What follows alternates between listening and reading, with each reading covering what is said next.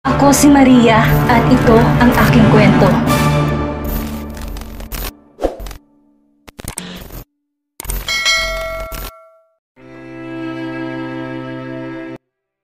Malungkot itong umiling, ni hindi nito pinansin ang padaskol na pagsagot niya. Matanda na ako, Jolo. Ang kailangan ni Eileen ay ang lalaking nasa kabataan pa at may lakas para mapangalagaan siya. Then give her to Ronnie. Hindi makakaya ni Ronnie na hawakan si Eileen. Umiling pa itong muli. No, kayo ni Eileen ang bagay sa isa't isa. Umakyat ang kamay niya at dumako sa batok, pamasahing hinilot-hilot yon sa likod ng kanyang isip. Alam niyang walang mangyayari sa pakikipagdiskusyong ito. Hindi ito mauubusan ng ikakatwiran sa kanya sa anumang sasabihin niya. 6 months, padaskol niyang wika.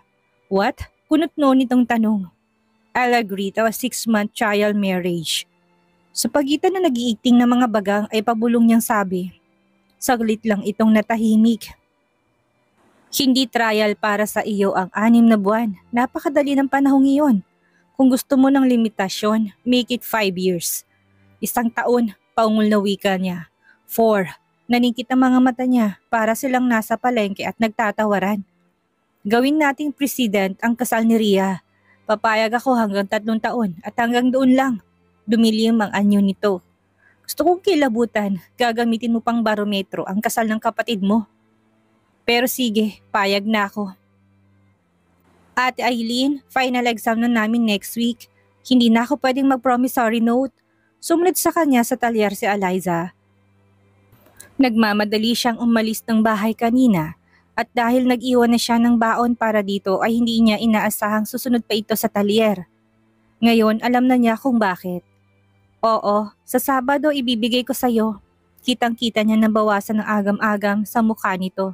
Sinundan niya ito ng tingin nang umalis ito ng talyer. 3rd year na si Eliza, 1 taon na lang ang bubunuin nila at 2 na silang makakatulong para mapag-aral ang kanilang mga sumunod pang kapatid.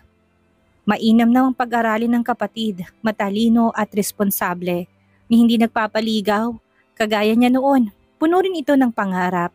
Gusto rin itong mapaginhawa ang buhay nila bago isipin ng pag-aasawa. Napapitlag siya nang makarinig ng sunod-sunod na pagbusina. Iniwan niya ang sasakyang titignan sana at hinarap ang dumating na sasakyan. Napailing na lang siya nang makitang noon pa lang parating ang isa sa mga lalaking kasama niya doon. Nagmamadali itong lumapit sa sasakyan. Anyong babalik na lang siya sa kukumpunihing sasakyan nang matawag ang kanyang pansin sa klase ng sasakyang pumarada. Tila nagniningning ang silver gray na kulay ng bagong Mercedes-Benz. Sa tama ng sikat ng araw, bihirang may humintong magarang sasakyan sa pipitsugin niyang gasolinahan. Ang natatandaan niyang huli ay ang convoy ng sasakyan ni Don Leoncio at ang mga kaibigan nito na nanggaling sa pamamaril ng ibon sa kagubatan. Sa katabing bayan nila, nakamasid lang siya mula sa kinatatayuan na Somenia Sangboy. Iwinagayway ang 1,000 pisong papel. Panukli ate, anito nang lumapit siya. 850 ang sukli. Inabot niya ang pera at binuksan ng cash box. Bumilang siya ng sukli. Nang magangat siya ng paningin para iabot ang sukli ay ang mismong may-ari ng tumambad sa kanyang paningin. Sigurado siyang ang may-ari ng sasakyan yon.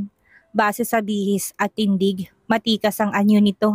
At isa pa ay wala namang motoristang dumating maliban sa huling yon. Nakasuot ito ng asul na sport shirt. Nakapalob iyon sa mamahaling pantalon.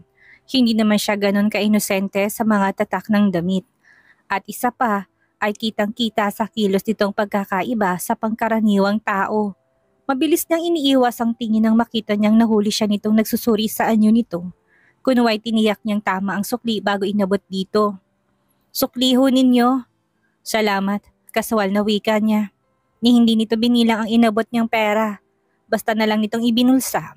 Ngunit bago tutuluyan tumalikod ay tinignan siya. Saglit lang, ngunit may pakiramdam si Eileen na napansin nito pati ang kalitliitang niyang nunal sa masusing paraan ng ginawa nito. Anyong aalis na ito nang bumalik ang paningin nito sa kanya.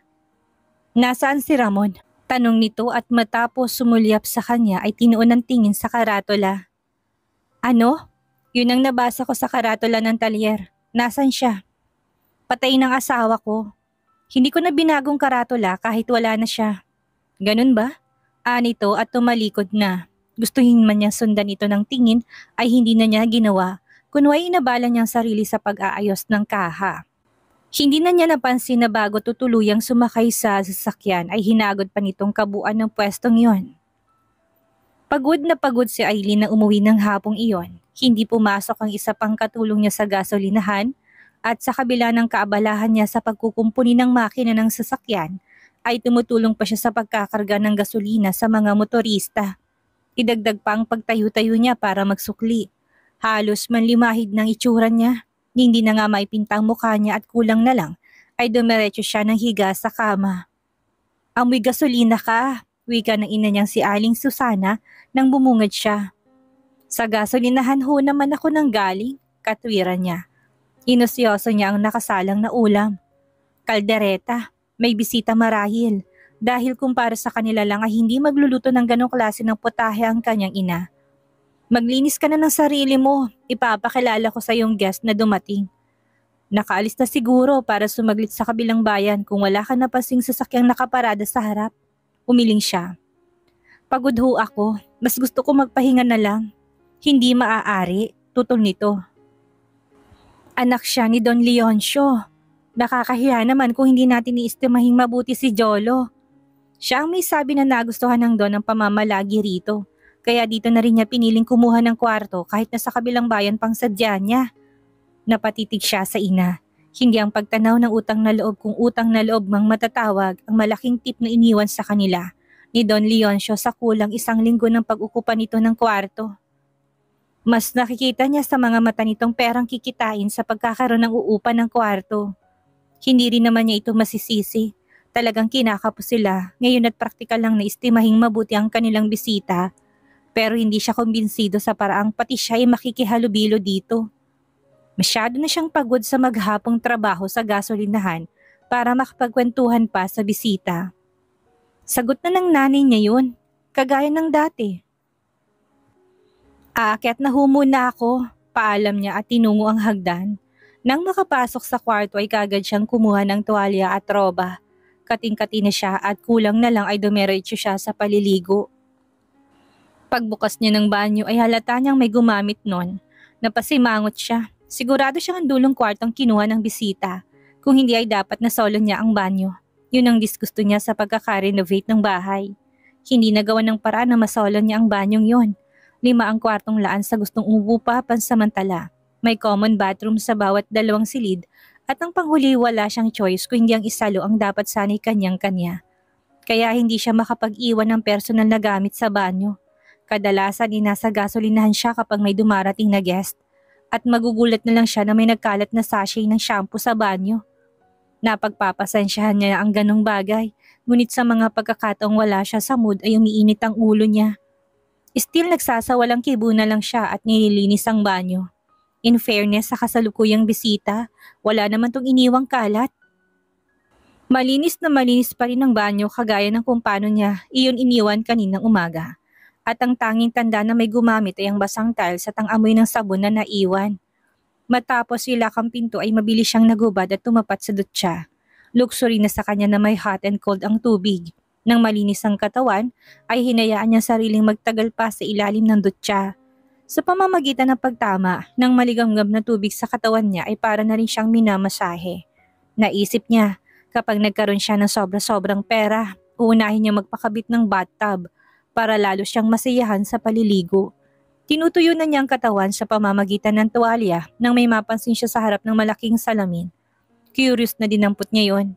Shaving kit. Hindi nakaligtas sa kanyang mga mata ang naka-inscribe na dedication. For my darling Jolo, love Lori. May disgusto ang kanyang mga labi na umarko. Ibinaba niya ulit ang shaving kit, saka sinuot ang roba. Paalis na siya ng banyo nang muling masulyapan yon. Dinampot niya at sa halip na tumuloy sa kwarto, ay bumaba siya sa kusina. Walang kanyang ina doon. Ang ulam na niluluto ay iniwan itong nakasalang sa mahinang apoy. Tinungo niyang kwartong tiyak niyang inukupahan ng bisita. Walang tugon sa loob nang kumatok siya. Inulit niyang pagkatok at nang walang marinig na sagot, ay marahan niyang pinihit ang seradura. Bumigay yon. Humakbang siya at pinatong sa misitang nasa tabi ng kamang shaving kit. Eksaktong umunat ang kanyang likod para pumihit palabas nang bumungad naman doon ang pansamantalang nagmamay-ari ng silid. Looking for me? Matabang na tanong nito, napatitig siya rito. Imposibleng dagli niyang makalimutan ang anyo nito. Hindi araw-araw ay may darating na customer sa gasolinahan niya na may kagaya ng dating na personalidad nito. Sinalubong niyang tingin nito. Para sa kanya ay walang masamang pumasok siya sa kwarto nito. Wala siyang intensyong hindi maganda. Dinala ko lang ang naiwan mo sa banyo. Walang sumasagot kaya nangahas na akong pumasok dito. Hindi mo sariling banyo kaya hindi ka dapat mag-iwan ng anumang personal mong gamit doon. Pero sarili mo itong kwarto, meron kang privacy dito, nanatili sa mukha niyang tingin nito. Sa nakikita ko, hindi mo binibigyan ng halagang privacy na sinasabi mo. Nangunot ang kanyang noo. Sinabi ko na kanina, kumatok ako pero walang sumasagot. Wala akong balak na masama sa pagpasok dito at kung hindi marahil sa maagang pagbabalik mo, hindi mo na rin siguro ako aabutan dito. Paalis na ako. Humakbang siya palabas ng silid ngunit wala itong ginagawang kilos para umalis to sa kinatatayuan. Please, paraanin mo ko. Huminto siya ilang hakbang mula dito. Bumaba sa kabuuan niya ang tingin nito. Nakasanayan mo na bang pumasok sa kwarto ng guest niyo nang walang suot maliban sa roba? Matabang na tanong nito. Nag-init ang magkabila niyang pisngi. Ngunit hindi yun sa pagkapahiya ko hindi sa galit sa tila ng insultong tanong nito. Tinaas niyang mukha. Ang gusto ko lang ibalik sa yung gamit mo. Kung minsan yun din ang banyong ginagamit ng mga kapatid ko. Baka hindi sinasadyay mapakialaman yan at masira. Kami pa ang sisisihin mo gayong hindi mo yan dapat iniwan sa banyo. Umakbang siya ng isa pa, ngunit hindi pa rin to natinag. Puring-puri ka ng papa ko. Sa halip ay wika nito. Tipid siyang humiti. Napakamagi noon ng iyong ama kumpara sa pagtatang ginagawa mo sa akin ngayon. Isa pang pakiusap, paraanin mo ko. Tumaas ang sulok ng labi nito sa kaaliwan sa kanya. Ano bang ginagawa ko sa'yo? Tila manghapang tanong nito. Hindi ko inaangat ang kamay ko sa'yo. Kumibot-kibot ang kanyang mga labi, tanda na nagsisimula na siyang mapikon. At bago pa man siya makapagsalita ng anumang sasabihin, ay lumihis na ito para makadaan siya palabas. Pasado 8:00 na nang maisipan niyang bumaba para maghapunan. Hindi siya pinatawag ng ina ng oras ng pagkain sa pag-aakalang nakatulog na siya. Inabutan pa niya itong nagliligpit sa kusina nang bumaba siya. Papasok na ako sa kwarto ko, pero kung kakain ka, ipaghahain na muna kita. Anito. Hindi na ho, ako na lang. Ipinagsandok nga niya ang sarili. Sinamantala niyang dalawa lang sila ng ina sa kusina at sinabi ang nais mangyari. Paalisin yung bisita niyo bukas din. Hindi ko siya gustong naririto. Hindi naman to nitago ang pagsimangot. Alam kong sa'yo nang galing ang malaking gastusin sa bahay na ito, Eileen. Pero hindi ko masusunod ang gusto mo. Malaki ang bayarin natin at tinanggap ko ng advance niya para sa 5 araw. Binigay ko na rin kay Eliza ang perang pang tuition niya. Napatitig siya dito. Hindi niya maintindihan kung bakit lagi silang kinakapos sa pera. Kung tutuusin ay may extra pa tong kinikita sa pagtitinda ng gulay sa palengke. Ngunit may ilang beses na siyang nagbigay ng puhunan dito na nauubos namang palagi. Wala akong tiwala sa taong yun, sabi niya. Wala akong makitang hindi maganda kay Jolo. Katulad din siya ni Don Leoncio. Walang ere sa pagiging mayaman. Napatingin ulit siya dito. Alam niya, hindi na naman sila nagkakaintindihan. Hindi ko naman ho ibig sabihin nakakatayo niya tayo buong magdamag. Hindi lang ako komportableng nandito siya sa pamamahay na to. Napabuntong hininga to. Eileen, dominante talagang personalidad ni Jolo. Kahit kapwa lalaki, masisilong dito kung mahina-hinang personalidad. Yun marahil ang dahilan kaya hindi ka komportable sa kanya. Dahil sanay kang ikaw ang dominante dito sa bahay at sa trabaho mo. Oo nga pala, nandito kanina si Ismael. Napaungol siya. Bakit na naman daw? Ipinagpapaalam kanya sa akin. Gusto ko raw niyang isama sa isang kasalan sa linggo. Mag-aanak pala siya. Bakit naman akong isasama niya? Ano niya ba ako? Pasuplad ang sabi niya. Umupo ito sa kabilang dulo ng mesa. Eileen, hindi hamak na mas bata si Ismael kay Ramon. Isang tingin ko pa lang alam kong liligawan ka ng tao at saka higit na may pera si Ismael kumpara kay Ramon. Nawala na siya ng ganang kumain. Nanay, nang magpakasal ako kay Ramon, hindi ako ganap na handa. Ngayon, kung mag-aasawa ako muli, gusto ko naman na yung ako ang pipili ng lalaking pakakasalan ko.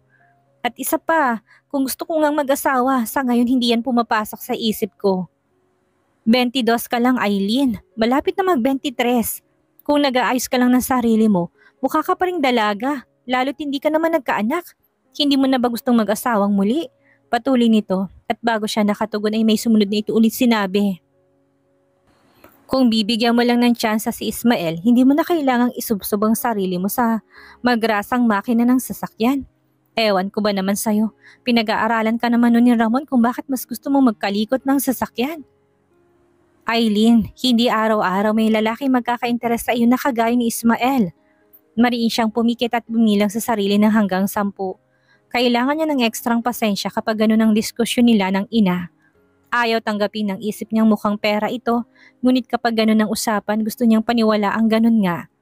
Ngunit ipipilit nito na pinaira lang nitong pagiging praktikal.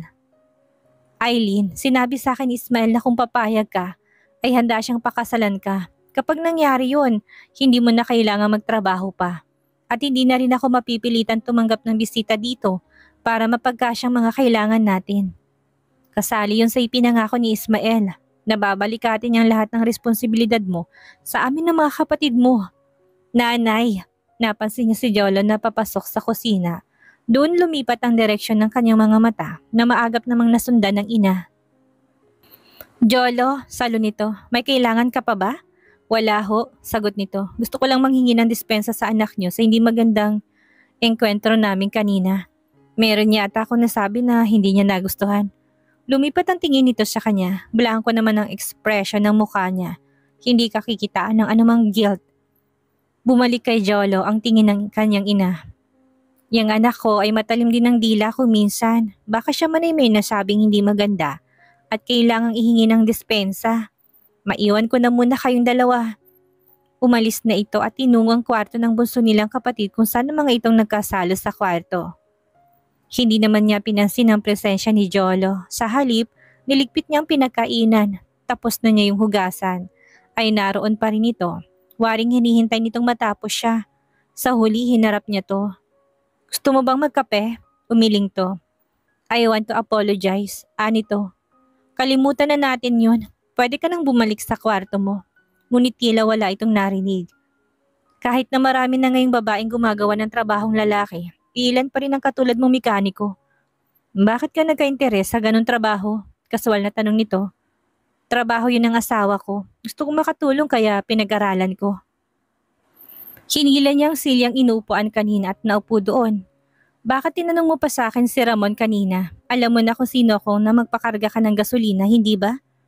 Ni hindi bumadha sa mukha nitong pagkagulat sa direkta niyang tanong. Mas nakahimig doon ang pagsusupla kaysa simpleng pagsita. Ang totoo, binanggit ka nga sa akin ng papa ko, pero konti lang impormasyong ipinaalam niya sa akin. Gaano na katagal na nasa balikat mong responsibilidad sa mga kapatid mo, Tina? Tumikom ang mga labi niya. Hindi siya sanay na may nagtatanong ng ganun sa kanya. Gayunpaman, wala siyang nakikitang masama para hindi niya sagutin ang tanong. 18 ako nang mamatay ang tatay ko. Dumating si Ramon at gusto kong pakasalan. Hindi ako tumanggi, lalo't walang kasiguraduhan ang buhay naming mag-iina. Isa pa, nung panahon na yon ay parang si Ramon ang tanging makakapitan namin.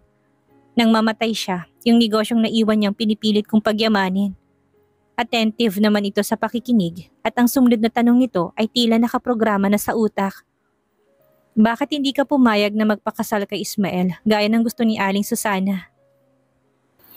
Nakaramdam siya ng iritasyon sa prangkang tanong nitong iyon, ngunit kagaya ng una, sinagot pa rin niya. Dahil ayoko, hindi ko ipapasa sa ibang responsibilidad ko sa pamilya ko. Hindi ganun ang palagay ng nanay mo, mapakla siyang ngumiti. Marami ka palang narinig sa pinag-usapan namin ng nanay ko kanina. Pero ipagpaumanhin mo, hindi ako kagaya ni nanay na naniniwalang ang babae ay kailangan palaging may lalaking pinagdedependehan. Pero may isang panahong pumayag ka sa gusto niya. Nagpakasal ka na noon. Nangyari na yon at kung ano man ang dahilan ko noon, wala ka na doon. Tumindig na siya. Kung hindi ka bastusan sa'yo, gusto ko na magpahinga at matulog. Nakamasi dito sa kanya, tila nais nitong tumutol na tapusin ang pag-uusap nilang iyon. Ngunit hindi na niya gusto pang makausap to. Hindi niya ito kilala at naiirita siyang sagutin ang mga tanong nito. Tila gustong arukin ang lahat ng pangyayari sa kanyang buhay.